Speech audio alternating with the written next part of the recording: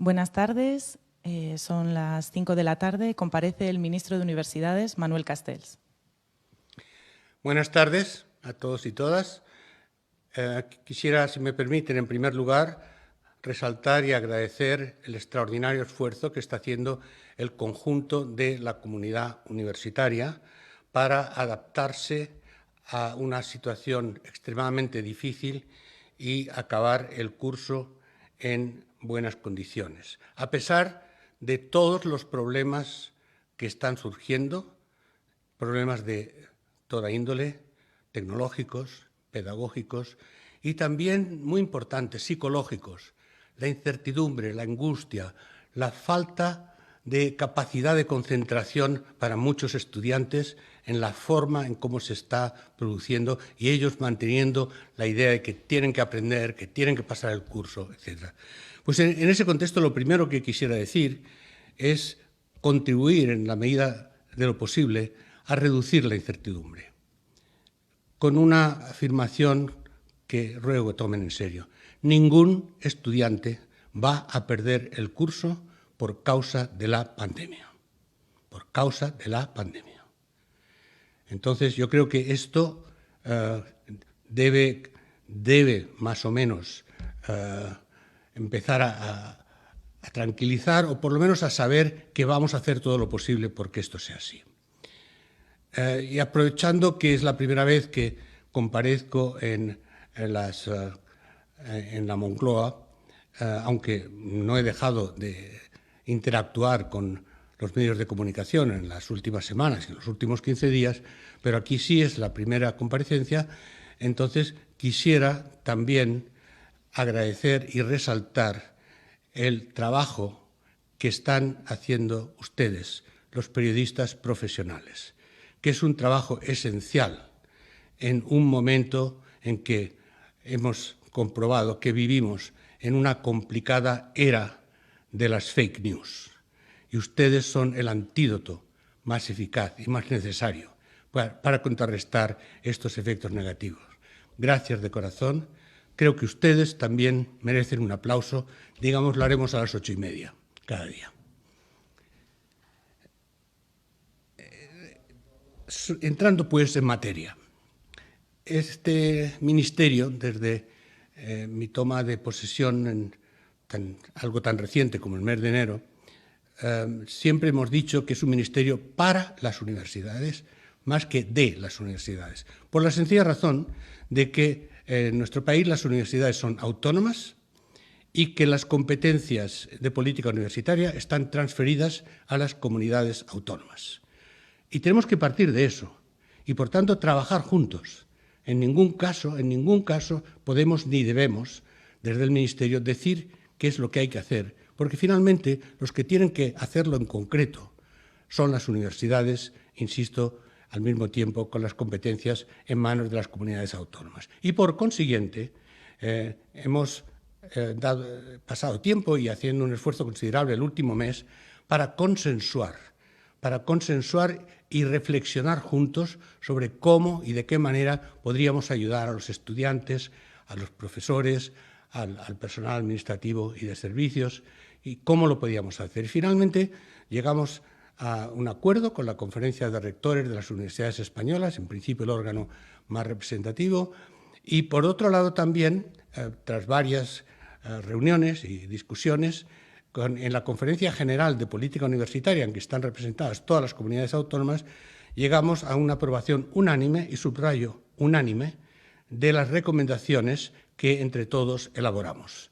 Y son esas recomendaciones las que en principio deberían crear un marco común, pero no en los detalles, pero sí en el espíritu general para el conjunto de universidades, porque no podemos que cada universidad tenga que hacer lo suyo, pero sí, al mismo tiempo, adaptándose siempre a las circunstancias. Citar también que esta política de consenso se ha extendido, nos hemos reunido con los sindicatos, nos hemos reunido a fondo con los estudiantes, con la conferencia de estudiantes universitarios, con los que hemos discutido todo y planteado una serie de temas conjuntos en los que estamos trabajando también para seguir sus indicaciones, y nos hemos reunido con los consejos sociales. Entonces, ¿todo esto para qué? Pues miren, entrando en elementos concretos que corresponden a las recomendaciones y que ahora las universidades, cada una en su ámbito y en sus condiciones, están llevando a cabo. 1. El curso, y lo más importante, el curso se acabará en los plazos establecidos, en docencia y en evaluación. Así. ¿Cómo? Pues bueno, en docencia no hay que ser adivino para saber que lo que hicieron ya la mayoría de universidades hace semanas, que es pasar a la docencia online, es la única forma cuando no tenemos posibilidad de enseñanza presencial, acordando con los criterios sanitarios durante el estado de alarma y lo que dure, además, el confinamiento necesario. Entonces, esa es la primera medida de adaptación que se ha hecho y que yo creo que es extraordinariamente interesante ver cómo las universidades, con un gran esfuerzo, han hecho la transición rapidísima, lo cual crea una base para el futuro, para que seamos capaces de tener distintas modalidades de enseñanza, no pasar de presencial a virtual, ni mucho menos, pero que tengamos la capacidad tecnológica y pedagógica para adecuarnos a las situaciones que se planteen.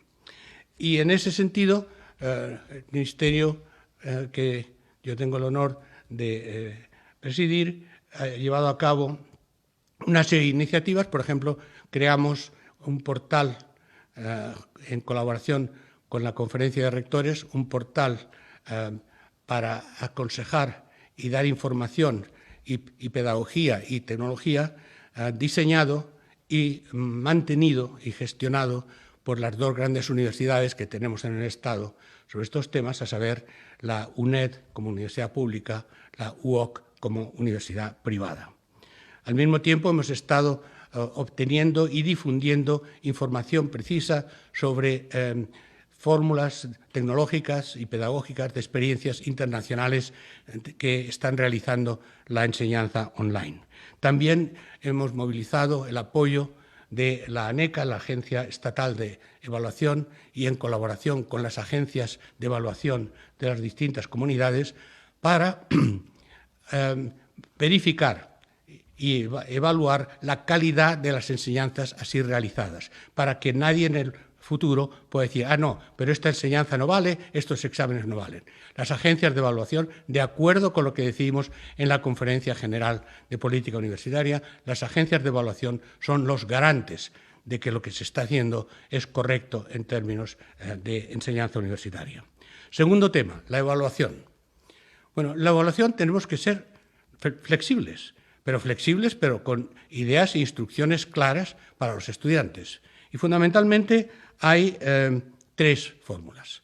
La primera es exámenes online, que muchas universidades, utilizando en gran parte la experiencia internacional y luego su propia capacidad pedagógica y tecnológica, ya están programando y que están anunciando y consultando con los estudiantes.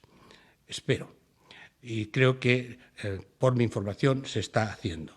Segundo, también puede realizarse la evaluación continuada, es decir, evaluación que tenga en cuenta lo que ha pasado a lo largo del curso, tanto del presencial como del no presencial, quizá añadiendo algún criterio cuando se considere necesario. Esto creo que es lo que ya se está haciendo y lo que los estudiantes deben tener en cuenta como lo más probable. Ahora bien, ¿puede haber exámenes presenciales? Pues miren, ojalá lo supiéramos, pero no lo sabemos. No lo sabemos porque depende de los criterios sanitarios que se tengan que adoptar y de la situación de confinamiento en que estemos todavía en junio. Ojalá sí se pueda, ojalá no. En cualquier caso, los exámenes no podrían ser los mismos de siempre, porque tendría que haber distanciamiento social, tendría que haber cuidado con la densidad de las aulas en que se realicen, con diferenciación de tiempos, etc. Ahora bien, el criterio que adoptamos es que para organizar, aunque sea con estas precauciones, los exámenes presenciales, eso no requiere demasiada preparación, porque son los de siempre con algunas adaptaciones de tipo de confinamiento. Pero en cambio, si realmente llegamos a una situación en que no hay manera, desde el punto de vista de los criterios sanitarios, que dependen del ministro de Sanidad y que dependen de lo que se esté llevando como control de la pandemia, si no se pudiera, es mucho más difícil improvisar al último minuto lo que es la evaluación online, lo que es la evaluación continuada. Por consiguiente, la recomendación nuestra, y que ha sido adoptada por la mayoría de universidades, es programar exámenes online, programar evaluación continuada y, si en último momento pudiera ampliarse a exámenes presenciales, la manera con precauciones que he señalado, pues también podría ser. En cualquier caso, en todo esto, tienen las universidades, tal y como acordamos en nuestras recomendaciones y como acordamos con los representantes de las universidades y las comunidades autónomas, tienen que consultar muy cuidadosamente al conjunto de la comunidad universitaria y muy particularmente a los estudiantes. Los estudiantes han demostrado una capacidad de adaptación, de responsabilidad, de sentido común extraordinaria, pero al mismo tiempo necesitan información y necesitan ser oídos. No, por mis contactos con las universidades y con la conferencia de rectores, no ha habido nadie que objete a esto. Quizá, no sé, algún profesor, algunas clases, porque las personalidades individuales siempre varían, siempre puede haber alguien que diga, pues ¿y yo cómo hago esto? Pues no, ¿yo qué voy a estudiar a decir a mis estudiantes? Con los problemas que tenemos, además, tengo que ponerme de acuerdo con ellos, pues lo siento, sí. Hay que ponerse de acuerdo con los estudiantes porque sin eso no funcionará el sistema. No basta conseguir reglas. Esas reglas tienen que ser adaptables al servicio de ¿quiénes? Al servicio de nuestros estudiantes, porque las universidades son para los estudiantes, no son para los profesores, no son para los rectores, todos nosotros, y mucho menos para el ministro, naturalmente, todos nosotros estamos al servicio de los estudiantes. Pues eso hay que traducirlo en consultas. Ahora, consultas no quiere decir que los estudiantes van a ser los que manejen y decidan solos una situación tan compleja. Y mucho menos también porque hay quien se aprovecha y hace propuestas demagógicas o ideológicas. Hay que hablar, hay que consultar, pero rápidamente, porque esto no puede ser dejar la consulta hasta que finalmente nos pongamos de acuerdo dentro de 2 meses cuando ya el curso haya fracasado. No, hay que consultar, hablar, diseñar, pero ahora, esta semana y la que viene, porque es cuando tenemos que empezar a decidir en cada universidad de qué forma se evalúa. Y esta evaluación tiene que ser adaptándose a las condiciones de cada estudiante. Condiciones tecnológicas, cierto. Pues se hace online, pues hay que tener acceso online. Condiciones pedagógicas, que las formas de transición que hemos tenido aceleradas permitan que los estudiantes sepan lo que pueden hacer, lo que deben hacer. Y yo diría también condiciones psicológicas, que hay que tener en cuenta. Y en esto, por tanto, hay que ser muy flexible. Hay que adaptarse a las condiciones en que realmente cada estudiante está teniendo y qué está sufriendo y qué no está sufriendo. Ahora bien, hablar, consultar, adaptarse, ser flexible y tener en cuenta los problemas personales de cada uno no quiere decir aprobado general, ni mucho menos, en mi opinión. Y la razón es muy sencilla, porque sería injusto para aquellos estudiantes que están matándose para todavía aprender, para todavía examinarse, para todavía avanzar el curso en condiciones dignas. Y que, por cierto, además, luego tendría que ser evaluado por las agencias de calidad universitaria.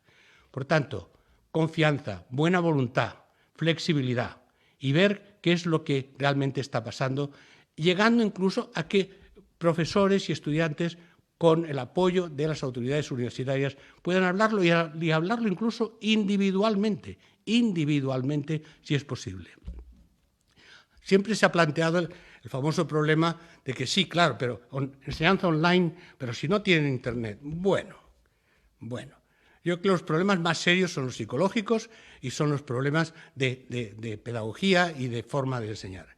Hay ideas muy extrañas en este país, ideas de que consideran que la brecha digital, sí que existe la brecha digital, pero no en los términos de hace 20 años cuando se empezó a hablar de esto. Miren, 91,4% de los hogares españoles tienen acceso a ordenador con Internet. Tienen acceso a ordenador con Internet. Datos del INE. Y si hablamos de hogares en los que haya una persona joven, entonces esto pasa al 93,3%. ¿De acuerdo? Entonces, claro que aún así hay problemas de acceso a la enseñanza online y a los medios tecnológicos. Pero estos problemas son los que realmente las universidades están intentando resolver.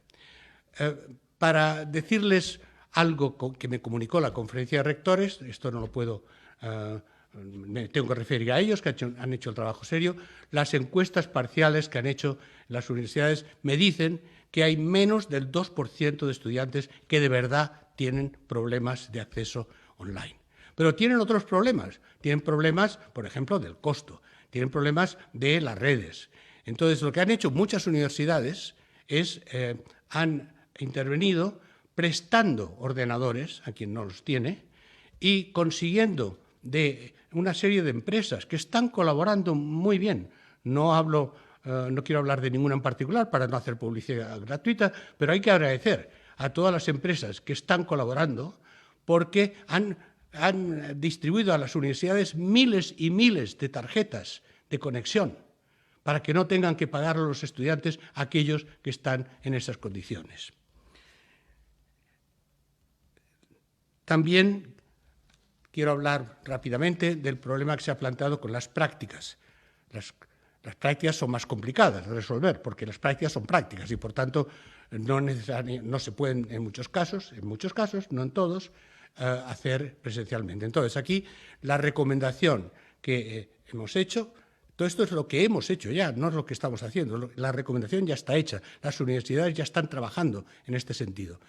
Aquellas prácticas que corresponden a cursos que no son cursos de grado, no son cursos que se van a graduar en ese año, esas prácticas aconsejamos que se pasen al curso próximo, porque si es necesario la presencia, habrá un poco más de carga al curso próximo, pero serán prácticas de verdad.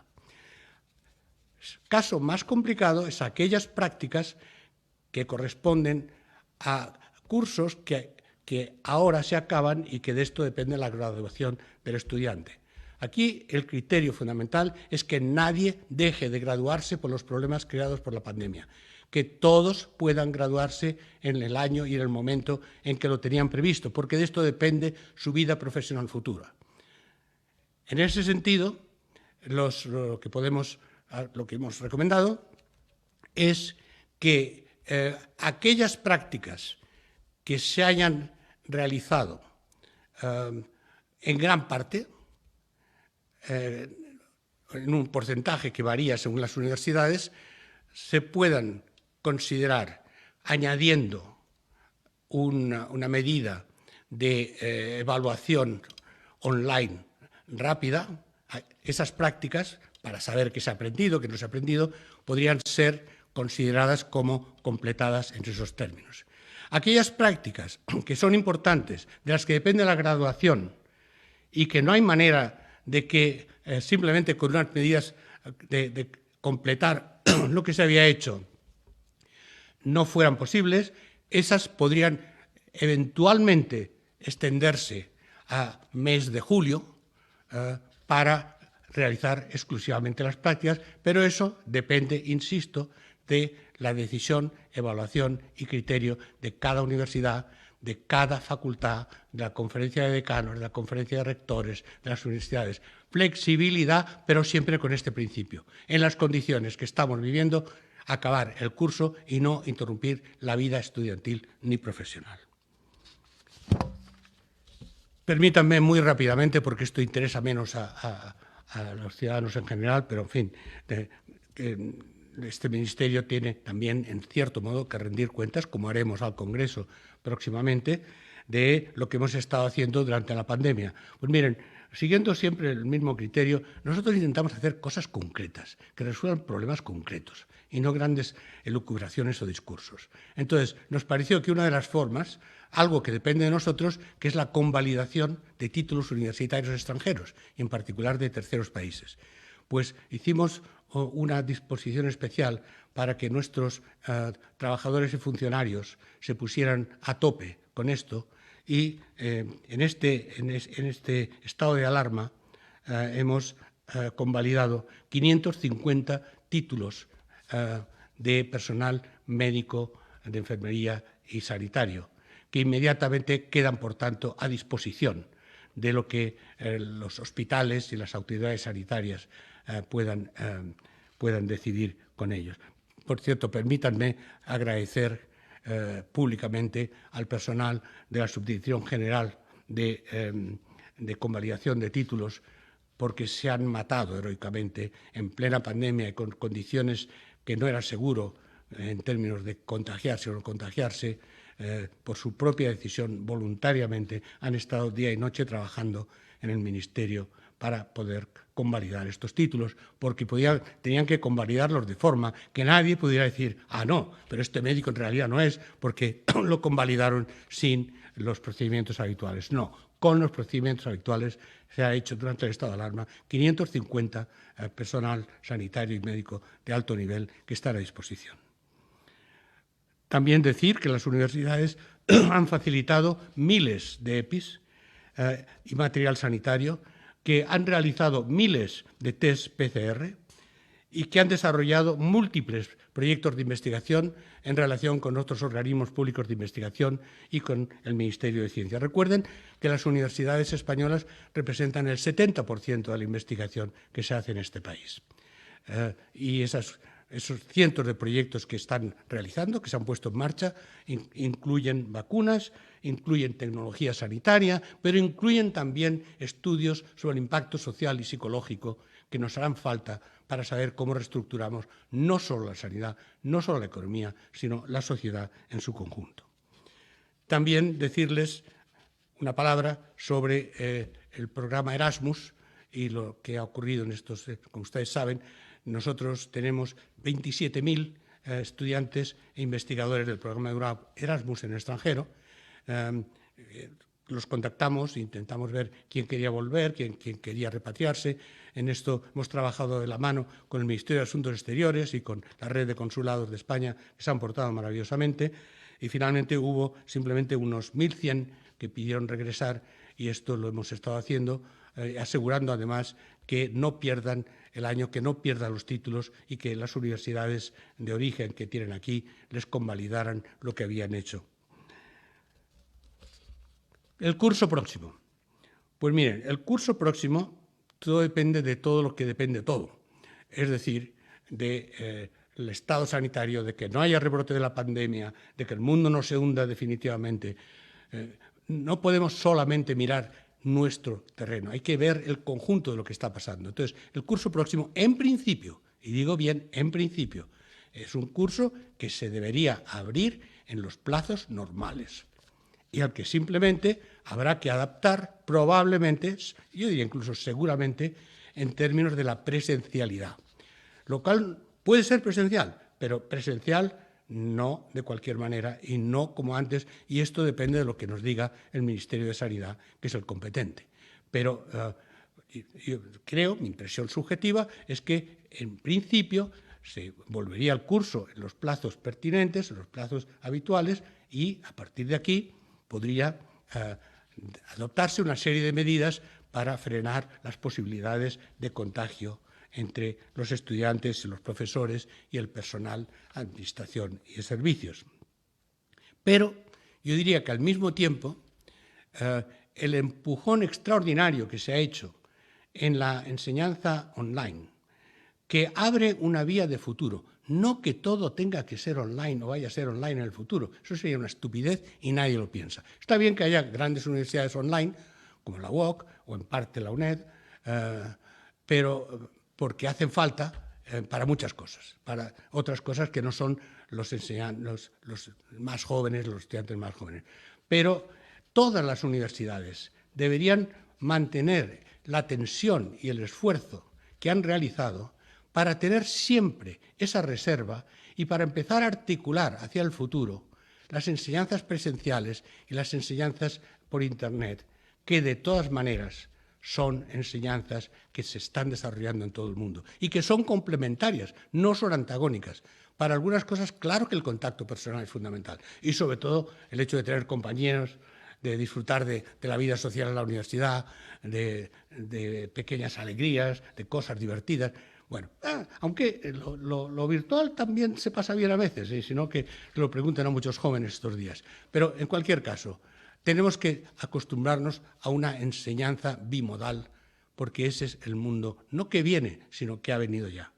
Insisto, estar preparados por si acaso y además desarrollar una nueva dimensión de enseñanza que requerirá un aumento de la digitalización, que requerirá inversión en las universidades para llevar a cabo este desarrollo y que requerirá un reciclaje sobre todo del profesorado universitario, que en realidad, por mis informaciones, está dispuesto a hacer esto, entre otras cosas, para que no tengan que afrontar sin preparación lo que han tenido que afrontar ahora. Aparte de esto, el Ministerio ha seguido haciendo todas las líneas estratégicas que hemos venido desarrollando, no las hemos parado, la vida sigue, lo hemos hecho todo igual, el estatuto del PDI, que se va a presentar pronto, se va a presentar al trámite parlamentario, que es un trámite que tardará varios siglos, pero bueno, se va a presentar, las becas, las tasas, subir becas, bajar tasas universitarias y hacer también, seguir el gran proyecto estratégico que es la consulta a todo el conjunto de la sociedad española, de las instituciones, de los gobiernos y sobre todo de la comunidad universitaria, punto por punto, para llegar a algo que está en el programa del Gobierno de coalición, que es un pacto por la universidad. Pero este pacto no puede ser 4 folios que hagan 4 expertos. Este pacto tiene que madurar y llevarse mediante consulta sistemática de todas las universidades y de todos los actores. Y es lo que yo había empezado a hacer, yendo personalmente, físicamente, a cada universidad. Lo que pasa es que ahí se quebró este proceso. Pero lo vamos a seguir. En la medida que se pueda, lo vamos a seguir. Y si no pudiéramos salir nunca más de nuestro ministerio, pues lo haríamos virtualmente. Pero lo vamos a hacer y acabaremos de aquí a un tiempo prudencial, pero no meses, no semanas, sino año o más, dependiendo de cómo vaya. Esto es un proyecto estratégico que desemboque entonces en una ley de reforma universitaria seria, pero seria no solo por los contenidos, que los podemos hacer contenidos muy serios, innovadores, sin gran dificultad, pero eso no me vale. Para ser serios tiene que ser una ley del conjunto de la comunidad universitaria y del conjunto de la sociedad española. Y entonces funcionará, entonces se aplicará y no estaremos llorando todo el tiempo de qué pasa en la universidad. Ese es el proyecto estratégico. Y concluyo.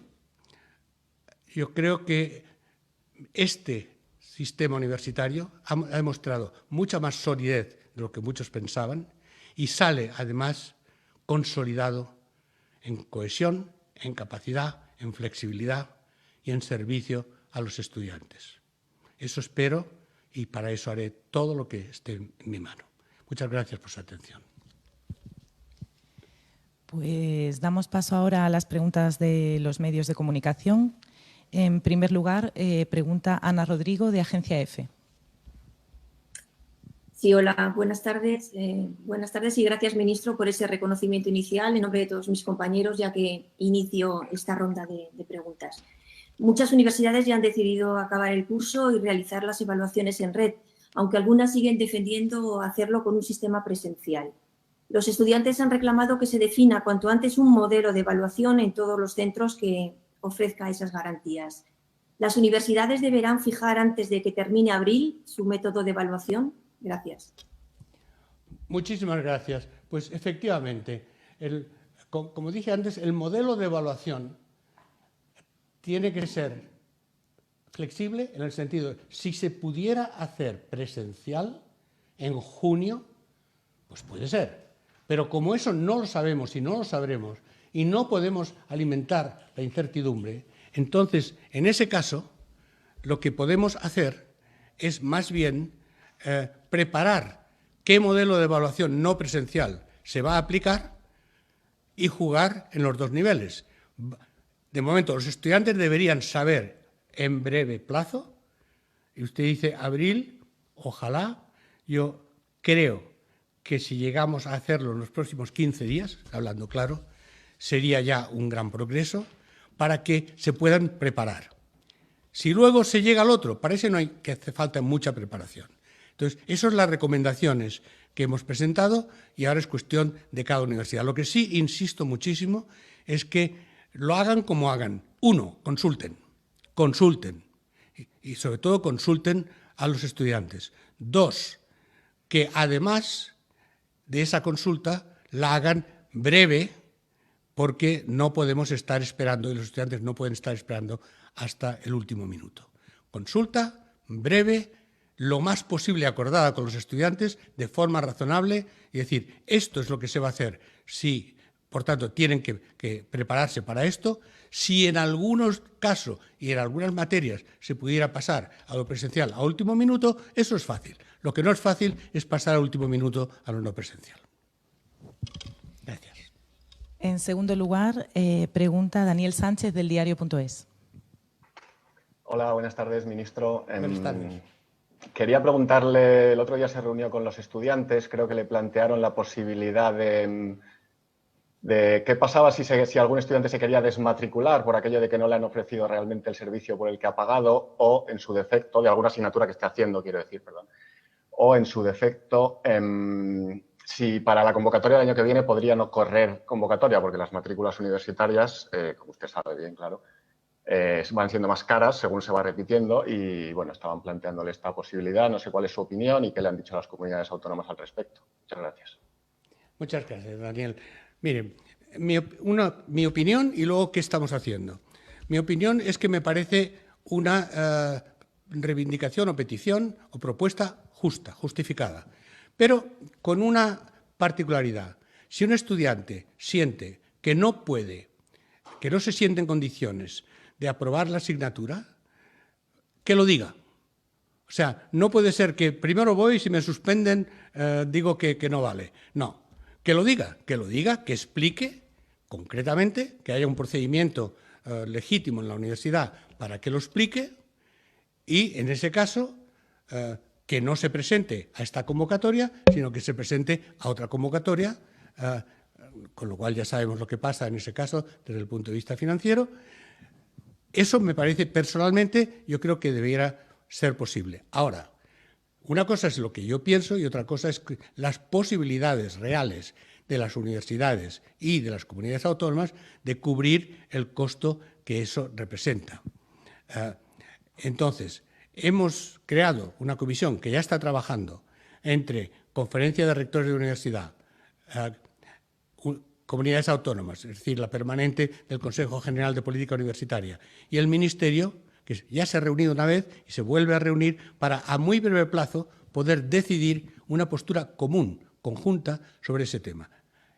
Es decir, que bajo qué fórmulas y en qué condiciones un estudiante puede anunciar que no se presenta, justificarlo y, en ese caso, no tener que volver a pagar la matrícula de aquello en que no se presenta. Eso está en curso. Yo ya les he dicho mi opinión y espero que vayamos a que las distintas autoridades competentes piensen siempre en que los estudiantes en este momento, cuanto más se puedan ahorrar, mejor, porque sabemos las dificultades que están teniendo.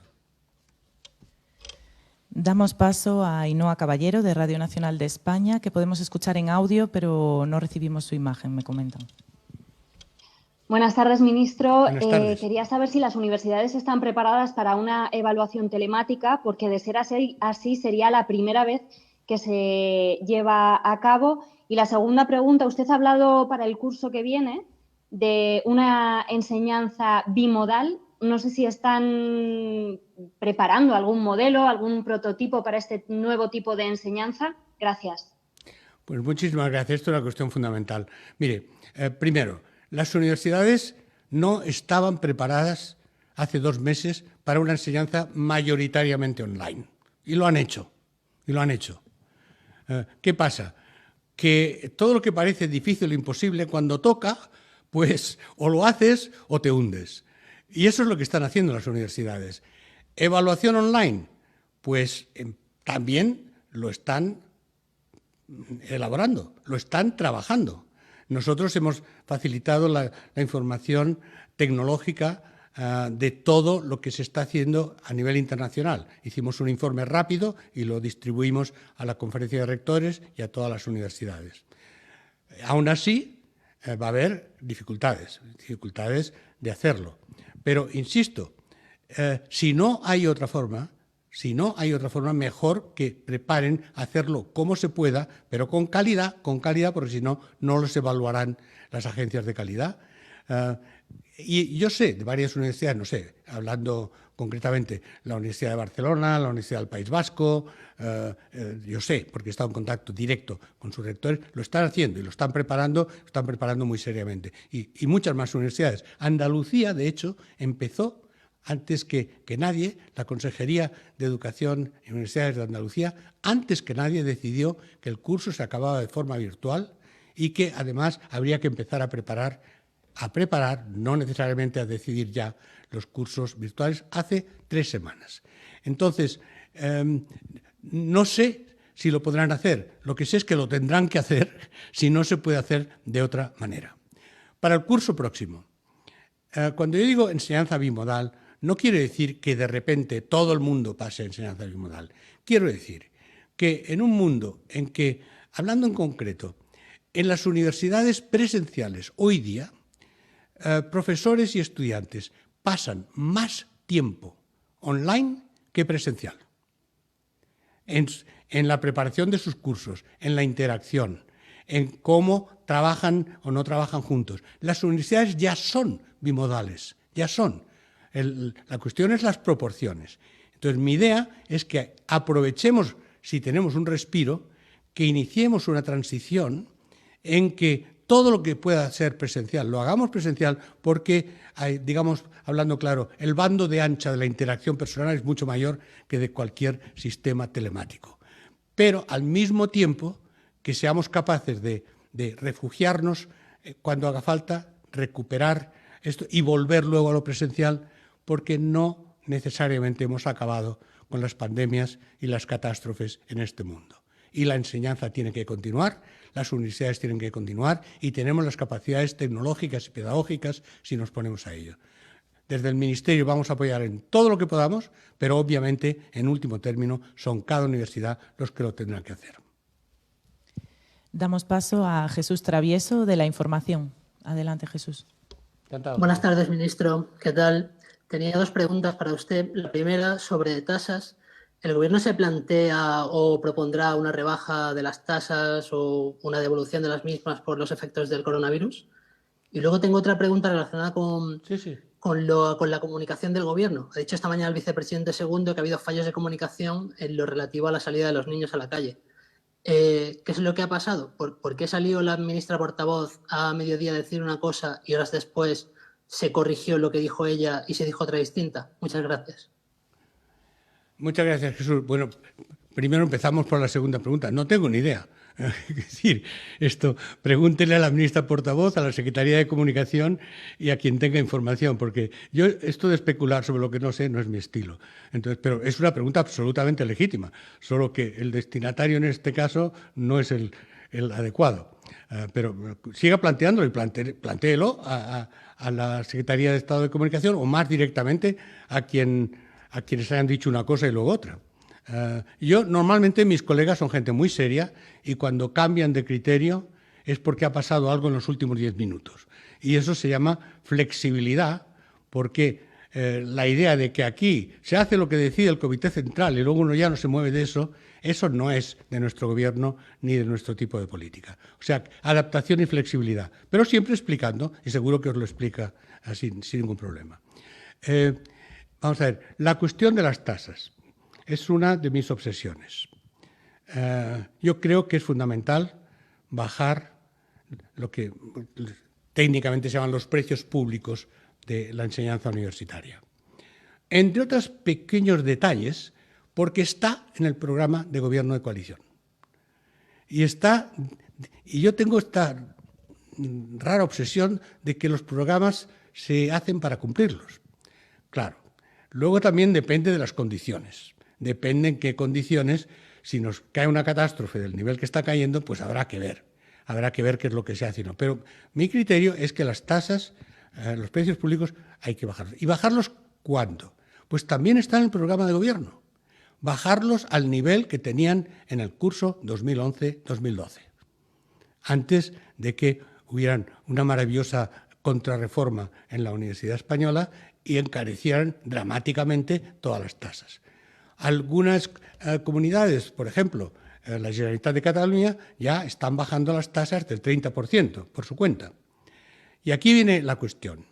La cuestión es que hay dos problemas para bajar las tasas. Uno, que la competencia es de las universidades, es de las comunidades autónomas, y que las universidades dicen, no, nosotros encantados en cobrar menos, pero oiga, ¿y cómo cubro el presupuesto con esto?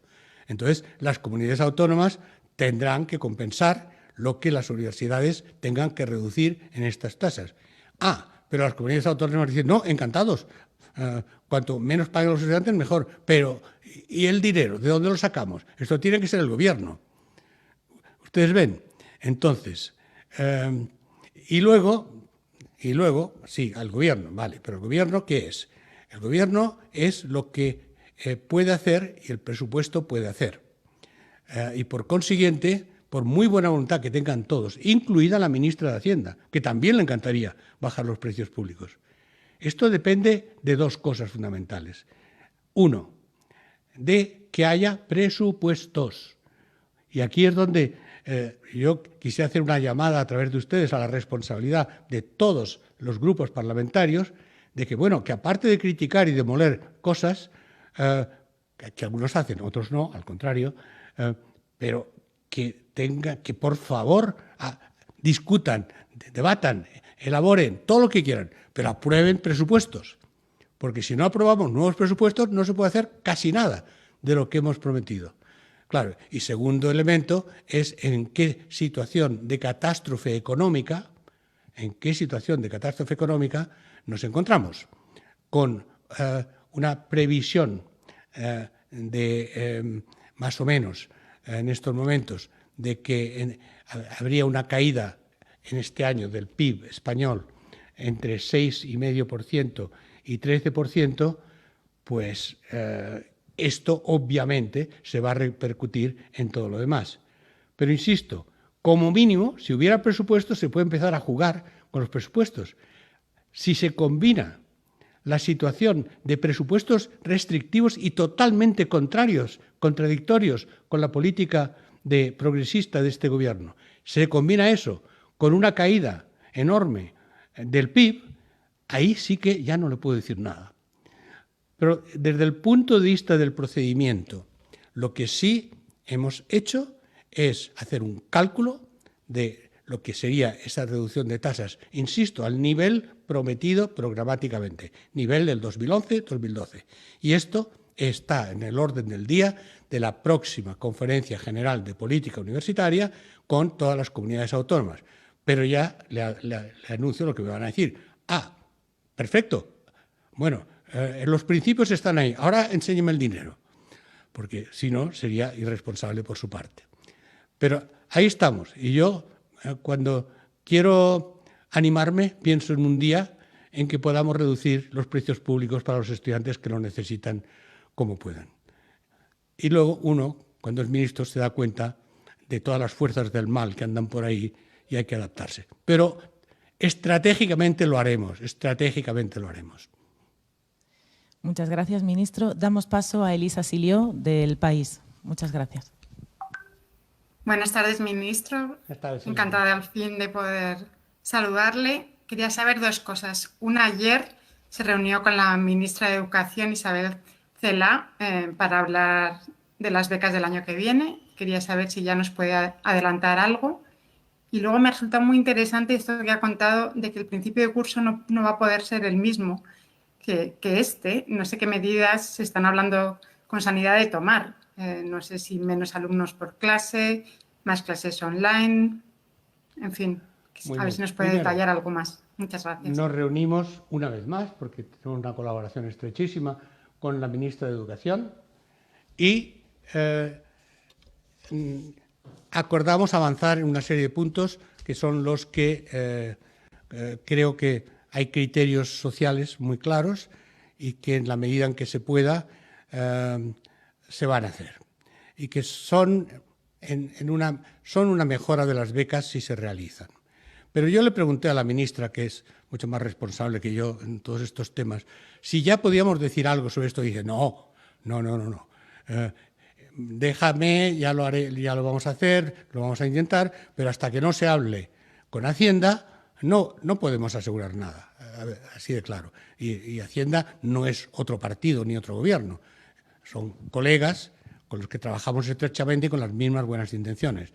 Pero nosotros sabemos lo que puede hacer educación, lo que puede hacer universidades, pero no sabemos lo que Hacienda tiene que cubrir de 1000 otros sectores. Entonces, la cuestión es, para contestar en serio, 1, criterios bastante, yo diría, progresistas, están acordados entre educación y universidades.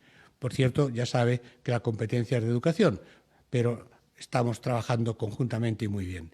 Segundo, esos criterios tendrán que ser consensuados antes de que se puedan anunciar, consensuados con el conjunto del Gobierno y fundamentalmente con el Ministerio de Hacienda, porque si no sería irresponsable prometer cosas que todavía no están en nuestras manos. Lo cual no quiere decir que no se puede hacer. Digo que hay que esperar un tiempo.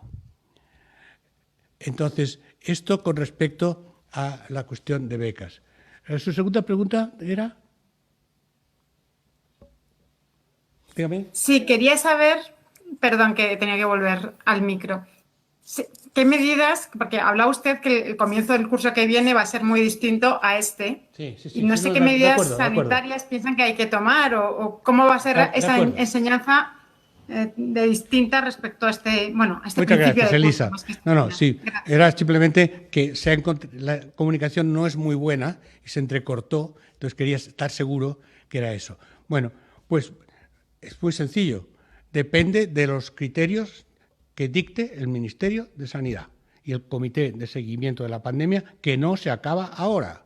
Entonces, en términos de sentido común, bueno, pues tanto para las universidades como para otras actividades públicas, lo que es seguro es el distanciamiento social.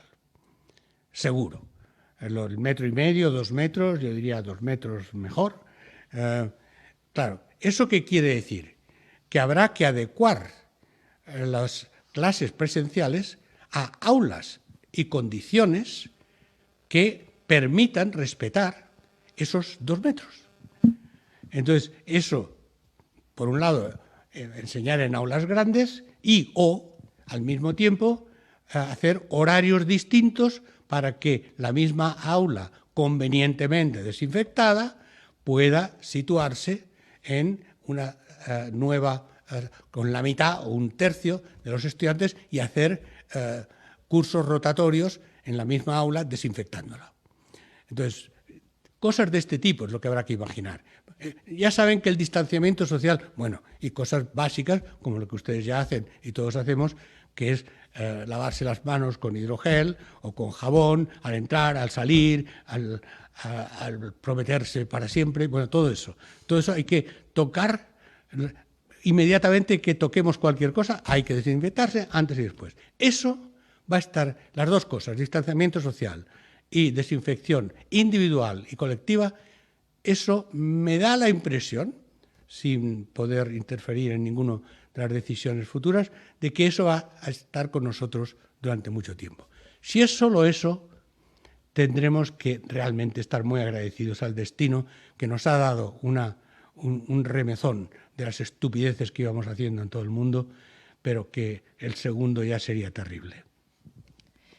Muchas gracias. Damos paso ahora a Miguel Pérez Montes, de Columna Cero, que además formulará la pregunta de Josefina Steigman, del diario ABC también. Buenas tardes, señor ministro. Quería preguntarle sobre si tratará con la comunidad universitaria el inicio del próximo curso para intentar que las universidades repasen contenidos que no se han podido dar en estos meses o se han tenido que adaptar a la situación del COVID-19 o si directamente comenzarán las clases desde el punto inicial de cada asignatura y si el Ministerio de Sanidad lo estimara posible la asistencia presencial de los alumnos a las facultades. ¿Piensa usted que las universidades están preparadas para llevar a cabo todas estas medidas que acaba usted de citar a mi compañera Elisa para poder garantizar esa presencia y respetando las medidas sanitarias? Y luego le quería hacer una pregunta de mi compañera Josefina Stigman de ABC. En los últimos días ha habido alumnos y padres que han mostrado su preocupación por la seguridad en una hipotética EBAU presencial. ¿Cómo se garantizaría el distanciamiento social en la prueba y las aglomeraciones a la salida de los mismos exámenes? Muchas gracias, señor ministro. Muchas gracias, Miguel. Pues, bueno, empezando por el año que viene, realmente el que haya esa adaptación a los criterios sanitarios parece, si hay realmente instrucciones sanitarias para hacerlos, se tendrán que hacer como instruyan las autoridades competentes. Y si no se puede hacer, será online. Por eso decía, lo del bimodal, vamos a tener que avanzarlo, aunque no uno simplemente presencial. Todo lo que se puede hacer en condiciones presenciales el año que viene, aún manteniendo el desarrollo de online para una serie de actividades que nos vayamos acostumbrando, que vayamos entrando en ese otro mundo híbrido de la enseñanza universitaria que está desarrollándose en todo el mundo, todo lo que podamos hacer para mantener las costumbres, sobre todo de nuestro cuerpo docente, que se han formado de otra manera y que están haciendo un esfuerzo extraordinario, pero bueno, hay que darles un poco más de tiempo. Ahora bien, por tanto, si eso se puede hacer con las precauciones señaladas y que no es solamente una cuestión de respeto de la distancia, etcétera, sino de recursos, de aulas, de situaciones. Si eso se puede hacer, pues avanzaríamos por ahí. Si no se puede hacer, por eso digo bimodal, todo lo que no se puede hacer presencial no hay que eliminarlo. Hay que seguir con la calidad de nuestro sistema universitario y, por tanto, habrá que estar siempre dispuesto a completarlo de otra manera. Repasar. Pues mire, eso sí que va a depender de cada asignatura. Si yo diría, mi criterio personal como universitario desde hace 40 años, es que si un profesor en el ejercicio de su libertad de cátedra estima que para poder avanzar, no sé, digamos, en matemáticas, para poder avanzar en la materia del año que viene, habría que hacer un test de quién ha cubierto cuestiones básicas, yo creo que debía adaptarse el curso y hacer un curso en que se empiece por eso en el primer mes o mes y medio y luego construir hacia el futuro más que dar un salto de decir, bueno, esto era el año pasado y ya no lo considero. No, considere lo que ha pasado y mire lo que ha pasado en cada clase, en cada asignatura. Eso es lo que yo diría. ¿En qué medida la adaptación en lo inmediato de cuáles son las precauciones que habrá que tomar en lo inmediato para acabar el curso o extender en verano, siempre con los dos principios fundamentales? Uno, la prioridad es que no haya rebrote y, por tanto, todo lo que sean las precauciones sanitarias son lo más importante. Segundo, dentro de eso, para poder realmente avanzar, sería necesario siempre el segundo principio, que es flexibilidad. Lo que se puede hacer en métodos aún tradicionales, bien, mejor, no solo bien. Pero lo que no se pueda, hay que estar siempre dispuesto a medidas inmediatas, que es lo que han estado haciendo las universidades con un enorme esfuerzo. De verdad, yo he conocido toda una serie de experiencias, me emociona ver qué es lo que han estado haciendo. Los docentes, la administración, los estudiantes, bueno, siempre hay excepciones en todos los lugares, pero el esfuerzo de pensar, de adaptarse a cursos, de pasarse noches enteras a ver cómo yo explico ahora esto en online, cuando las cosas son mucho más complicadas, etc. Entonces, mantener la calidad y flexibilidad sin dejar de avanzar en la enseñanza universitaria. Nunca dejar atrás a nuestros estudiantes. Vale. Y a continuación pregunta Laia Vicens del diari Ara. A ver, que estaba teniendo algunos problemas de conexión. Vamos a ver si es factible. Hola. Hola, ¿qué tal? ¿Cómo va? ¿Se escucha? ¿Se oye? Vale. Sí, perfecto. Le quería preguntar al ministro para qué medidas se están preparando por si la selectividad al final no se puede hacer de manera presencial. No sé si se va a suspender o hacerla online o hacerla en septiembre. Y en este sentido también si los estudiantes de primer curso del año que viene de la universidad podrán empezar más tarde. Gracias. Vamos a ver. Yo empecé diciendo que en principio la recomendación y el acuerdo con todas las instancias es que este curso se acaba, y se acaba en los plazos, y se acaba con calidad. Y esa es la prioridad. Entonces, al mismo tiempo, con la flexibilidad de adaptarse a lo que no se puede hacer. Por ejemplo, en las prácticas, por ejemplo, en la adaptación del programa el año que viene. Por ejemplo, en si un estudiante no se siente capaz y prefiere abandonar voluntariamente, no después de que lo hayan suspendido, si no se siente capaz de pasar una materia, pues entonces a ese estudiante vamos a ver en qué medida sería posible devolverle la matrícula. O sea, todo eso bien, pero lo que personalmente y además las recomendaciones concretas que se han aprobado por todas las instancias es que no se retrasa el curso del año que viene, no se alarga, a menos que sea absolutamente necesario en alguna práctica o alguna materia, el curso este año, y que vamos a intentar acabar con la tecnología que sea, con el método que sea, vamos a intentar acabar este curso en lo que se pueda y con calidad. Cuando no se puede, en un caso individual, o en un caso de una asignatura, o en un caso de una facultad, habrá que tratarlo con esa flexibilidad, habrá que hablar, habrá que consultar y habrá que intentar ver cómo lo resolvemos. Y yo no mucho puedo hacer directamente, pero todo lo que podamos ayudar en esas gestiones, tanto en el Ministerio como en la Conferencia General de Política Universitaria y en la colaboración con la CRUE lo haremos. A continuación, Ray Sánchez de Europa Press, que no ha podido conectarse, leo yo su pregunta. ¿Cómo se puede solucionar el problema que tiene el estudiantado que volvió a sus hogares familiares pensando en la suspensión de las clases, se prolongaría apenas unas semanas y ahora necesitan para examinarse los apuntes y ordenadores que se dejaron en las residencias de estudio? Pues me parece un problema muy serio y nos han llegado muchísimas peticiones en el mismo sentido. Vamos a ver, aquí, ¿qué pasa? Esto es la movilidad. La movilidad la dirige el Ministerio del Interior en función a criterios sanitarios y con una perspectiva muy clara de que evitar los contagios a través de la movilidad es una de las estrategias fundamentales de contener la pandemia. Porque se ha probado que en cuanto hemos restringido la movilidad, claramente ha habido una evolución, digamos, de aplanamiento de la curva y de reducción gradual. En fin, gradual, pero todavía con 450 muertos hoy, ayer, creo que todavía estamos bastante lejos de la normalidad. Entonces, yo y el Ministerio y las universidades, que me han contactado muchas de ellas, somos muy sensibles a un problema real.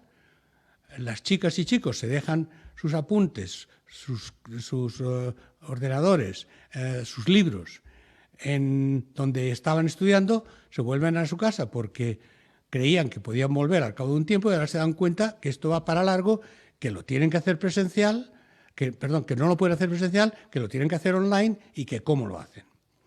Bueno, yo estoy hablando, francamente, estoy hablando con el ministro del Interior, con el que tenemos excelente colaboración y él simpatiza con el tema. Pero simpatizar no quiere decir que él piense que es posible. Y esto no les puedo contestar así como así hoy. En un sentido o en otro les podrían contestar o el Ministerio del Interior o yo mañana, porque mañana por la tarde tenemos otra reunión virtual con el Ministro del Interior para ver en qué medida y sin riesgo se puede atender esta petición o no. Y si no se pudiera, vamos a inventar cosas, a ver cómo se hace. Pero realmente la movilidad, que no son unos pocos, son cientos y cientos, sino miles de estudiantes de vuelta a sus pisos o residencias universitarias para cargar con el material que dejaron allí y de vuelta a su casa, en estos momentos parece difícil plantearlo, aunque un rayito de esperanza. Estamos hablando de que el estado de alarma se acaba, teóricamente, este estado de alarma, el 9 de mayo. Si el 9 de mayo hubiera una relajación, sí hubiera, no digo que la vaya a haber, una cierta relajación de las medidas de confinamiento y por tanto ahí se pudiera incluir una movilidad puntual, con salvoconducto de las universidades, con lo que ya habían intentado hacer, con permisos nominativos, tal estudiante para ir de tal sitio a tal día para recoger esto. Yo creo que ahí habría más posibilidades de flexibilizar la medida. Pero hoy por hoy no les puedo decir nada. Mañana le pediré al Ministro del Interior que aclare la situación lo antes posible y la próxima semana, mi próxima reunión con la Conferencia de Rectores, les pediré que evaluemos qué se puede hacer distinto y cuándo, entonces, qué medidas habría que tomar para que los estudiantes que dejaron sus materiales los puedan recuperar. Por cierto, consejo, queridos estudiantes, no dejéis nunca los materiales, ni los ordenadores, ni nada de eso, que nunca se sabe lo que va a pasar. Vale, pero se aprende a la dura, o sea que ahora estamos todavía ahí. Sí. Gracias, ministro. Para cerrar, tanto Rocío Ruiz de La Razón como Juan Manuel García de La Vanguardia han hecho preguntas de carácter económico, así que las formulo conjuntamente. En primer lugar, ¿cree que la crisis económica por la COVID-19 va a afectar a la financiación de las universidades? Y, en caso afirmativo, ¿va el Ministerio a reducir la horquilla de precios de las matrículas el próximo curso? Bueno, entonces,